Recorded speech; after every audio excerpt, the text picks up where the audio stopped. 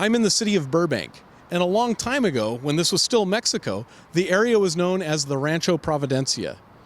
Now, I've lived in Southern California my entire life, and I've been surprised to discover how many battles have taken place in the area.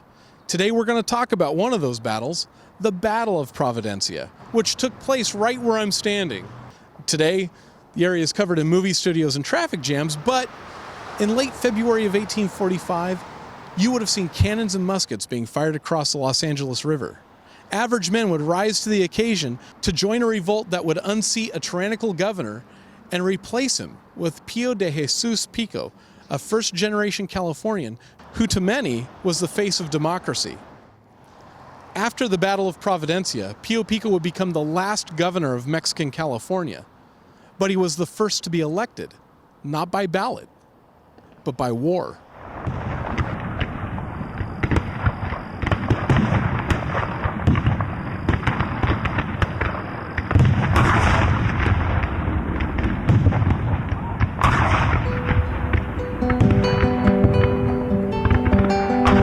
In the early 1840s, a conflict between the United States and Mexico was unavoidable. The United States had plans to take the Republic of Texas as their 28th state, which made the people of Mexican California and their governor, Juan Bautista Alvarado, nervous. In 1842, Alvarado requested that Mexico send military reinforcements immediately. The Mexican government responded by sending Brigadier General Manuel Micheltorena, along with Comandante General Jose Castro, to California to collect taxes that would help finance the war against the United States. Then, upon Micheltorena's arrival in Monterey, the capital of Alta California, he was to replace Alvarado as governor. Mexican forces were busy in Texas, so Micheltorena recruited an army from the jails of northern Mexico. Some Californians described the convict soldiers as ragged and dirty, filthy in bodies and morals. Micheltorena called them his cholos. As they headed north through San Diego and on to Los Angeles, the convict army raided ranchos and committed robbery and torture wherever they went. In Northern California, John Sutter, who would later become famous in 1849 during the gold rush, sent a messenger to meet Micheltorena to congratulate the new governor. Sutter and Micheltorena would become fast friends. On October 19, 1842, the United States made a mistake and invaded Monterey under the misconception that war had already started with Mexico. The United States discovered their error the next day, so they raised the Mexican flag and saluted as they left the harbor. All of this was just too much for Alvarado, so he gave up the governorship and forwarded all official business onto Micheltorena. While this took time to sort out, the convicts had brought themselves into disgrace in Los Angeles and set the city against the governor. The head of the assembly for Alta California, Pío Pico, suspected that Micheltorena and Sutter had been plotting to take Northern California for themselves, and knew that something would have to be done. The people of California demanded that Micheltorena's men be disciplined. Even General Castro tried to inflict punishment where necessary, but the governor stepped in and put a stop to that. On the sly, Sutter had convinced the governor that Castro and Alvarado were secretly planning to seize power for themselves. So Castro abandoned his position with Micheltorena. Local rancher Benjamin Davis Wilson had this to say of Micheltorena's men. They were a disgrace to any civilization. They had made themselves obnoxious by thefts and other outrages of a most heinous nature. Michael White, a landholder in Southern California, didn't have a favorable opinion of the convict soldiers.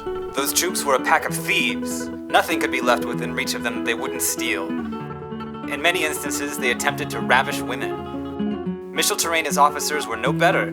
They wouldn't hesitate to commit murder, to possess themselves articles of even the trifle value. John Bidwell, an associate of Sutter's, had spent a lot of time with these men. I was on the march with these same soldiers for more than 2 months, and I can say that I do not believe Micheltorena's soldiers deserve the wholesale abuse heaped upon them. Some blamed the convicts pilfering on Micheltorena as he gave them little to no pay. For the convicts, it often came down to steal or starve. One evening in Los Angeles, Michael White had a run-in with a convict soldier. Hey! Hey! Dame tu zarape. Hace un tiempo que lo has usado. Estoy careciendo de él. Ven cogerlo. Amigo. No problem, amigo.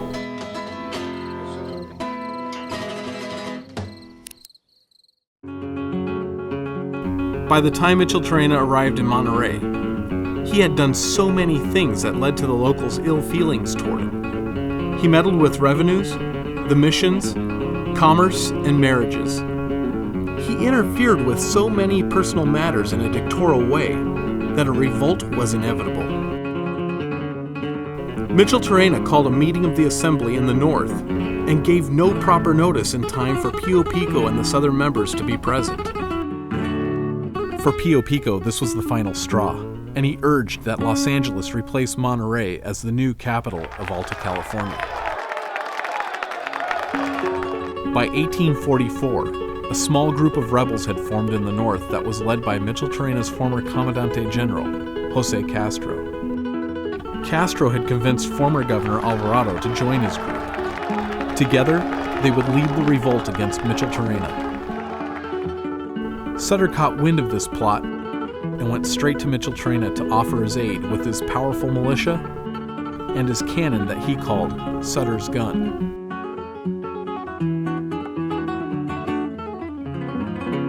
One evening, Castro and Alvarado led a revolt that drove away all of Micheltorena's horses. On foot, Micheltorena and his convict army gave chase, but they didn't get very far. Tensions were high, but before any actual fighting could occur, Micheltorena signed a treaty agreeing to ship all of his convict soldiers back to Mexico. In exchange, Castro and Alvarado returned all of Micheltorena's horses. But just as if the breaking of a solemn pledge was an ordinary method of gaining an advantage over his opponents, Micheltorena deliberately violated this treaty and promised land in plenty to all who joined his efforts, then tripled the size of Sutter's land holdings. On New Year's Day, 1845, Micheltorena and Sutter marched to attack the rebel army. Fearing Sutter's gun and his militia, Castro, Alvarado, and the rebels retreated south towards Los Angeles, with the governor, Sutter, and their army giving chase. Castro and Alvarado hoped to gather support along the way and ally themselves with Pío Pico and the Californians of the southern districts. However, this would prove to be an uncomfortable reunion. In 1837, while Castro was Comandante General under Governor Alvarado, he arrested Pío Pico at his home in San Diego on Christmas Eve, in front of his friends, family, and most prominent supporters. To say there was no love lost between these two men would be an understatement. Regardless, Castro requested a meeting with Pío Pico, where he told him of the revolt and the coming of Micheltorena's army. Castro suggested that Pico, as first voting member of the assembly, should join the rebellion and be recognized as California's legitimate governor. Pico didn't agree to Castro's proposal. Instead, he called together the assembly to ask the people what they felt was the best for the good of the country. The assembly decided to send a messenger to Micheltorena at Santa Barbara, advising the governor to respect the desire of the people by complying with the treaty he had signed and send his convict army back to Mexico. If the revolutionists surrender to the governor, they'll be granted pardon and their lives of the leaders will be spared. Now get out of here. Outraged, the assembly voted that Pío Pico was to be the legitimate governor of Alta California. As his first act as governor, Pío Pico announced that he would be marching in person against Micheltorena and his army. Pío Pico ordered all citizens to present themselves for active service, or be considered a traitor to California. These men were not only ranchers, trappers, and adventurers, but men of decisive character who had come to defend their homes and families. Benjamin Davis Wilson was one of these men, and once he arrived in Los Angeles, he found that almost every man he knew was already there. The people joined the movement with great enthusiasm to rid the country of what was considered a great scourge. Among them, John Rowland and William Workman of the Rancho La Puente. They were both armed and determined to do everything in their power to prevent Micheltorena and his scum from entering Los Angeles. Pío Pico had appointed William Workman as his captain, and Workman appointed John Rowland as his lieutenant. We were determined to give the enemy a regular mountaineer reception. Not everyone was exactly thrilled to be summoned to fight, however. Michael White was one of these men. I reported for duty as they asked, and at that moment, a fellow came in and took my hat away. When he gave it back, it had a red ribbon tied around it. Right about then, Mr. William Workman walked in. Michael, Mr. Workman, what party do you belong to? I belong to the party of myself. No, you're one of my soldiers. Well, I don't see it like that. You're wearing my ribbon. You're one of my soldiers. On February 19th, 1845, Pío Pico and his army arrived in the valley of the Cahuenga. That night we stayed in the house of Cahuenga, singing songs, eating and drinking. Micheltorena had camped the night before at the Encinos, about 10 miles away. On the morning of February 20th, they took their position. Each faction consisted of a few hundred men. At about noon, the enemy was in sight, and with Pío Pico's approval, Alvarado gave the first command to fire. Fire! Both sides bombarded one another. During the chaos, William Workman promised Pío Pico that he would defend the post with honor and asked that he and Alvarado withdraw to a safer location. Cannons were blasting from both sides of the battlefield. The Southern California gunpowder was so bad that the cannonballs fell short of Sutter's army, and Sutter knew so little about field artillery that he shot over the heads of the rebels. A grand artillery duel went on all day. The sounds of the cannon fire echoed over the hills to Los Angeles. The two forces advanced and retreated along the course of the Los Angeles River, wildly firing their muskets. On the hillside, women and children were weeping and wailing, some even carrying crosses in their hands, invoking the saints for the safety of their loved ones. While Pío Pico and Alvarado were enjoying their tea, cannonballs began to fall around their location, so they decided they might as well join in the action and return to the front line. Wilson learned that one of Sutter's men was an old friend of his, Captain Gant. Wilson was convinced that he could talk Gant and his troops into supporting Governor Pico. The decision was made that Wilson, along with James McKinley, would approach Gant and his men. Once in position, they raised the white flag and were fired upon. Fire! Neither men were injured, and they raised the white flag again. Hold fire! Hold fire!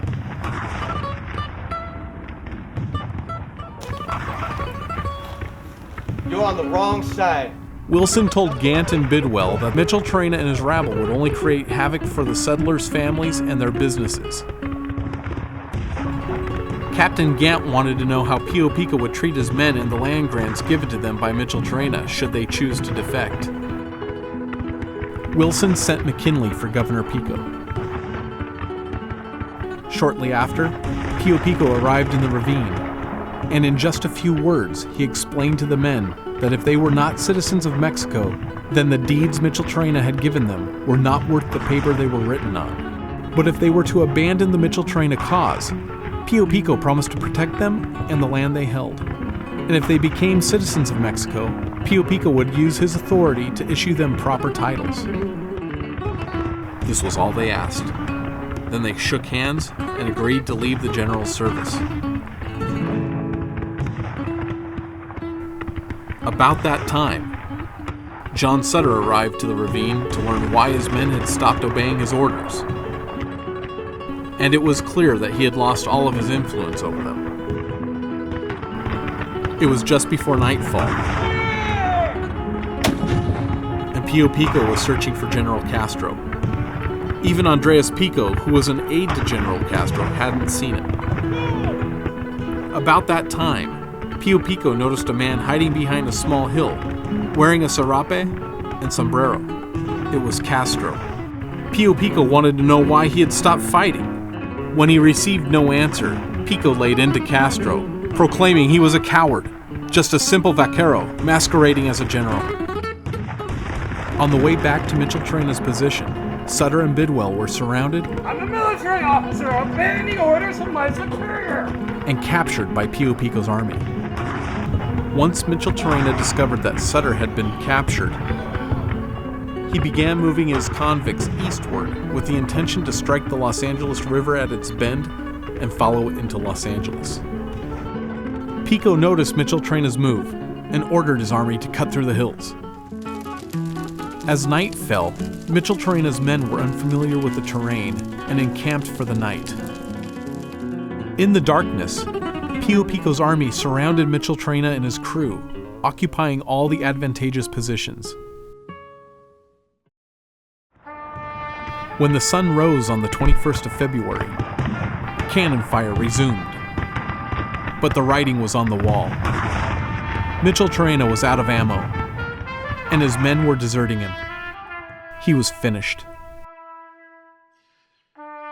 Pío Pico went alone to meet Micheltorena, where he handed over political command and warned Pico that war with the United States was coming, and he should place no trust in Castro as Comandante General. But Pío Pico wasn't interested in any advice Micheltorena had to offer. After this conversation, Micheltorena was taken to San Pedro, put on a ship, and sent back to Mexico. Then, Pío Pico returned to Los Angeles. Sutter was found guilty of treason. Pío Pico wanted him hanged, but Alvarado convinced the Californios that Sutter was just doing his job as a captain in the Mexican army. After the battle, there were only 2 casualties, an injured mule and a horse whose head was shot off by a cannonball, but not a single drop of human blood was spilled on the battlefield. Eventually, Pío Pico declared Los Angeles to be the new capital of Alta California. But in 1846, the inevitable happened. U.S. troops occupied Los Angeles, and Pico fled to Mexico to find reinforcements.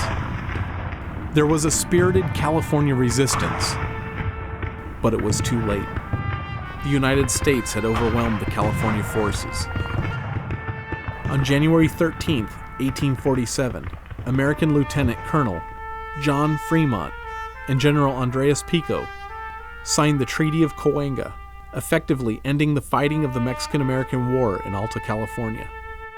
Pío Pico didn't return to California until 1848, after the signing of the Treaty of Guadalupe Hidalgo.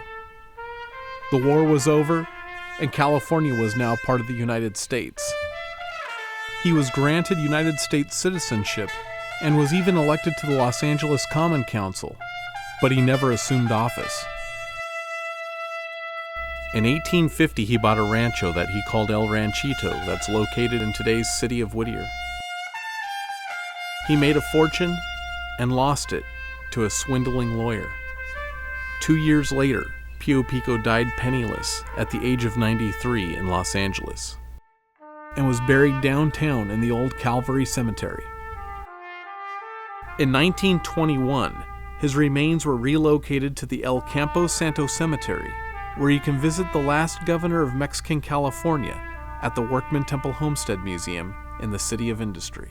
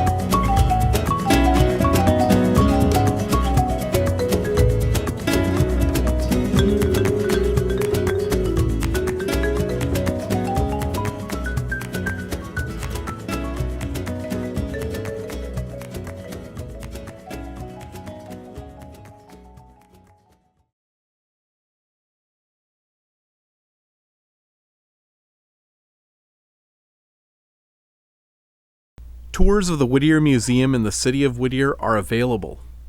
Please call the Whittier Historical Society or visit their website for tour information. Tours of the Workman and Temple Family Homestead Museum and the El Campo Santo Cemetery in the City of Industry are available. Please call the Homestead Museum or visit their website for tour information. Tours of the Pío Pico State Historic Park in the City of Whittier are available. Please call the State Historic Park or visit their website for tour information. Wardrobe for the Battle of Providencia was provided by the Rio Hondo College Theater Department. Please call the Ray Theater or visit their website for current show times. Getting to the bottom of a story or myth can be an adventure in itself. If you have a mystery you would like to solve, I suggest you find out for yourself. Discover the information you're looking for at your local library today.